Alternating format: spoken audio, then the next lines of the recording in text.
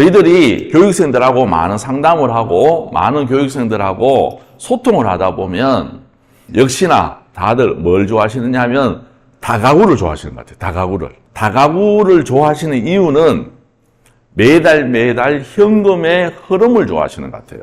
매달 내가 일하지 않고 비가 오나 눈이 오나 내가 해외여행을 가 있으나 내가 어디 놀러 가더라도 나의 노동의 대가가 아닌 자본의 대가로 누군가 나에게 매달 고정적으로 내 통장에 돈을 넣어주는 거, 그거를 가장 희망하시는 거를 제가 이 교육 사업을 통해서 알게 되었어요.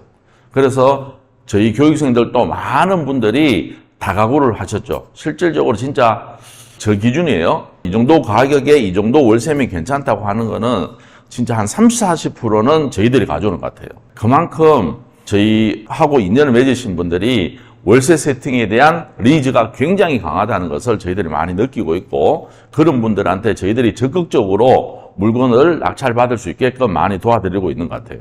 지방 다가구도 하다못해 대부분 1억 이상이 있어야 됩니다. 그런데 서울에 있는 다가구들은 월세가 조금 나오는 거는 한 현금이 5억에서 7억 정도 있어야 돼요. 그런데 내가 주머니에 5억에서 7억이 있으면 아무 문제가 없겠죠. 그렇지 않은 분들한테 대안도 있어야 된다고 저는 생각을 합니다. 대안. 그래서 오늘 물건 가지고 온 게 그런 것 같아요.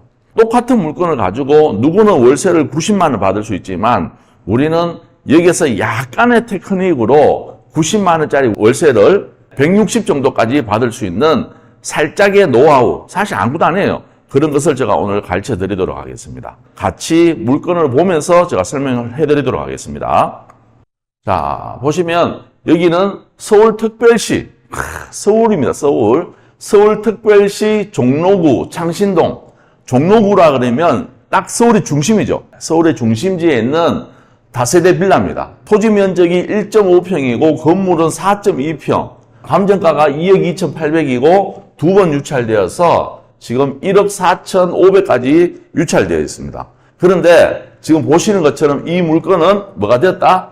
어제 밤까지는 멀쩡했는데 오늘 아침에 변경이 되었습니다. 그래도 변경된 사유를 보면서 이 물건이 앞으로 시장에 나올 물건인가 아니면 시장이 안 나오고 끝나는 물건인가를 저희들이 판단해야 되는데 이 물건은 다시 나오는 물건입니다. 그래서 오늘 아침에 방송을 해야 되겠다 이렇게 생각을 했어요. 그리고 건물은 2021년식입니다. 신축이죠. 신축에 나와 있는 물건이고 평수는 4.2평이다. 그러면 4.2평이면 뭐겠어요? 당연히 원룸이다. 이렇게 보시면 될 것 같습니다. 조사된 임차 내역은 없습니다. 소유권 민땡땡씨가 있고 강제 경매 김땡땡씨가 청구 금액 3억 5천으로 지금 경매가 진행되는 물건인데 우리가 2번 물건이죠. 그럼 1번 물건도 보면 평수는 우리보다 조금 덜 커요. 더 크지만 여기는 보면 대항력 있는 임차인이 거주하고 있습니다. 그래서 이분은 2억 4,500에 배당 요구를 하고 있다. 그런데 평수는 우리하고 0. 몇 평 차이 나고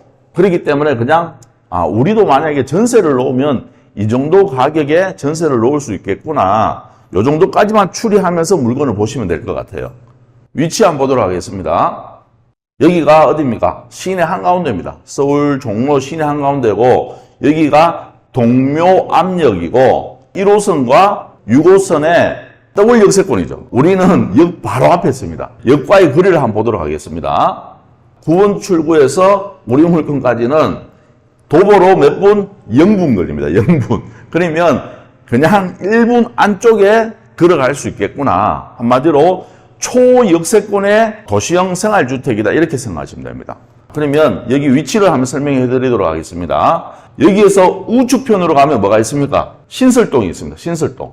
밑으로 내려오면 요즘 핫하다는 신당동이 있습니다. 신당동. 핫하다는 힙당동이라 그래요. 요즘은 신당동이 워낙 핫해져서 우리가 젊은 친구들이 힙당동이라 그래요. 힙당동.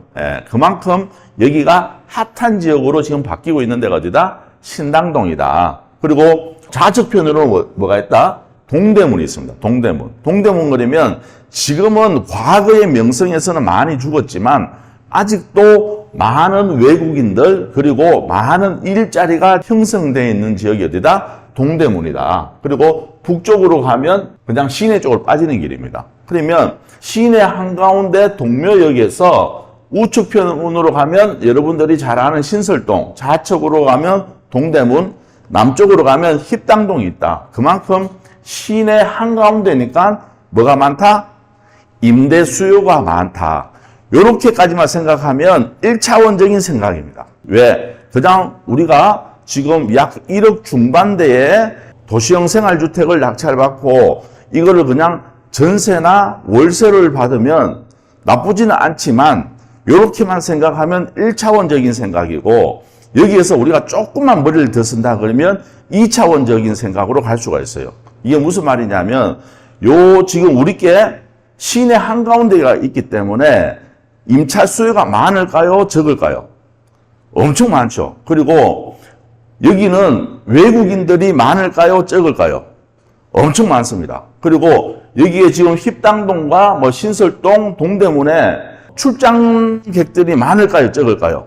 엄청 많다 이 말이에요. 그러면 이런 데는 보증금 얼마에 월세 얼마 받는 것보다는 여기는 뭘 해야 되느냐 하면 당연히 에어비앤비를 하면 좋겠지만 저는 에어비앤비 하는 걸 조금 비추합니다. 왜냐하면 이게 에어비앤비를 정상적으로 하면 좋지만 어떻게 보면 다 불법이단 말이에요, 이게.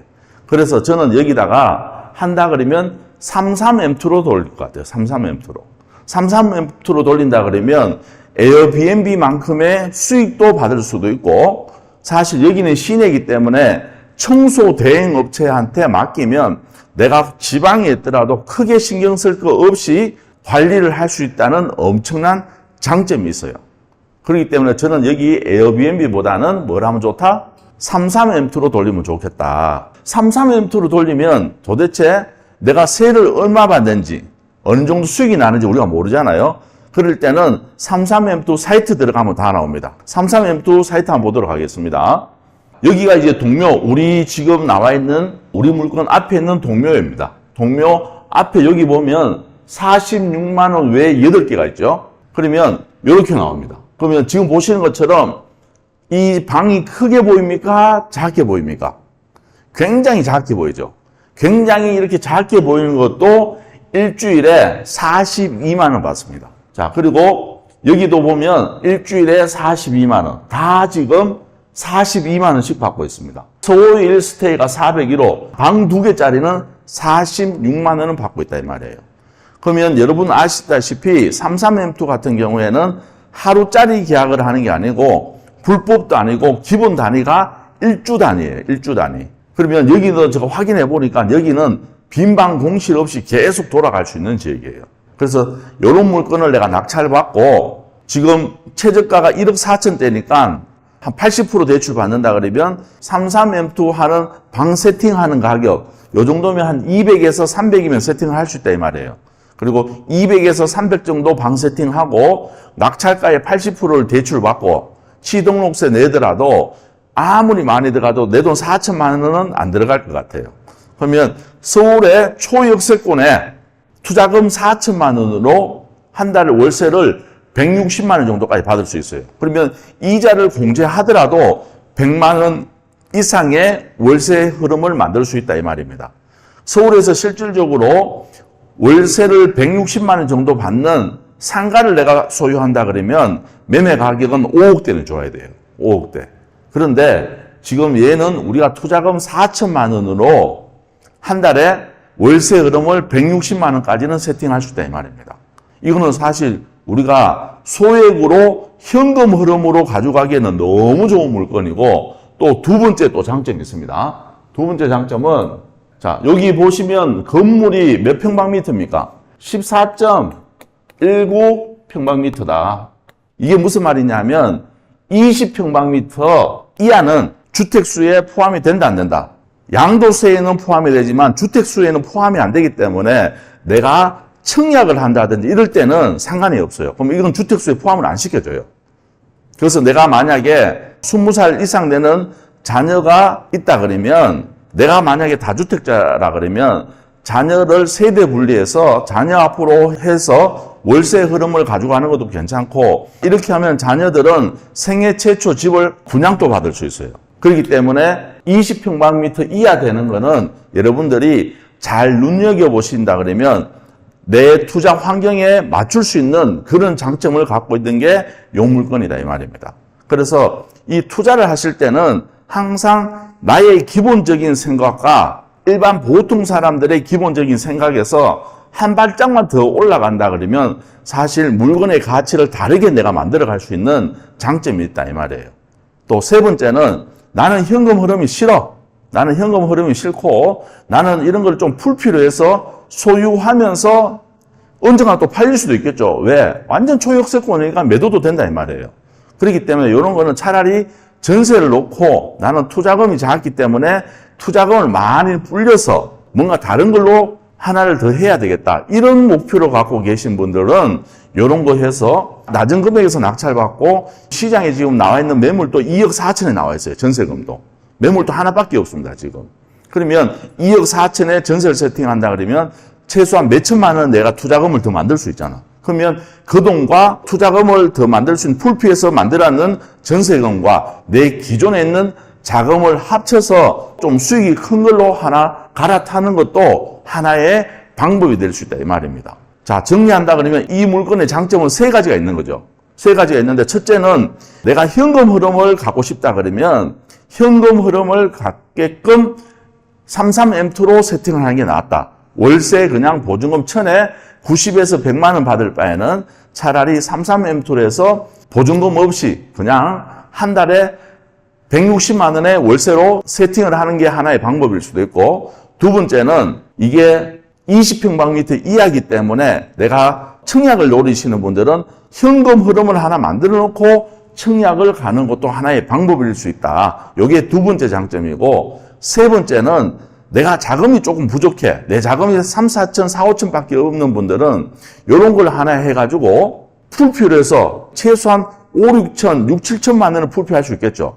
이렇게 풀피 만들어서 내 기존에 있는 3, 4천, 4, 5천의 자금과 합쳐서 한 1억 한 2, 3천 되겠죠. 그러면 1억 2, 3천이면 지방에 있는 다가구는 할 수 있다 이 말이에요. 이렇게 해서 지방에 있는 다가구를 하나 세팅해서 월세 흐름을 단순하게 얘처럼 160만 원을 만드는 게 아니고 500만 원까지도 만들 수 있다. 요 세 가지 장점을 갖고 여러분들이 이런 물건을 접근하셔야 되는 겁니다. 때로는 내가 자금이 너무 작아서 조금 큰 걸 도전하고 싶은데 자금이 모자리신 분들은 이런 물건 낙찰을 받아서 완전 풀피로 만들어서 넘어가는 방법이 하나 있고 아니면 나는 귀찮아. 그냥 조그맣단 거 하나 해서 한 달에 이자 공제하고 100만 원 받아도 나는 행복할 것 같아. 이러신 분들은 단순하게 그냥 33M2로 돌려도 괜찮다. 이렇게 생각하시면 될 것 같아요. 그래서 제가 이 물건을 보면서 세 가지의 플랜을 갖고 여러분들한테 설명을 해드리면 좋을 것 같아서 오늘 제가 이 물건을 가지고 나왔습니다. 어떻습니까, 여러분들? 이 정도면 이런 방법이 있구나. 이렇게 하면 좋겠다 하시는 분들은 한번 댓글 한번 남겨주십시오. 취득세 중과는 됩니다. 취득세 중과되지만 주택수 포함이 안 되게 해서 20평방미터 이하면 청약하는 데만 무관하게 청약을 할 수 있다 이 말입니다. 역시 맞습니다. 이게 세상은 아는 만큼 보이는 것 같아요. 아는 만큼. 기본적인 지식을 조금 갖고 투자하는 것도 하나의 방법일 수도 있고 때로는 먼저 투자해놓고 하면서 방법을 만들어가는 것도 하나의 방법일 수도 있는 거예요. 이게. 그래서 우리가 돈을 벌려고 그러면 남들과 조금 다른 생각을 하려고 노력을 하셔야 돼요. 남들과 똑같은 생각을 하고 있으면 나는 남들하고 똑같이 살 수밖에 없는 거고 내가 조금 더 남들과 차별화된 삶을 살고 싶고 남들보다는 돈을 조금 더 벌고 싶다 그러면 남들과 다른 생각을 하려고 노력을 하셔야지 여러분들이 부자의 길로 빨리 갈 수 있는 겁니다. 남들처럼 평범한 생각을 한다 그러면 평범하게 살 수 있겠죠. 그래요.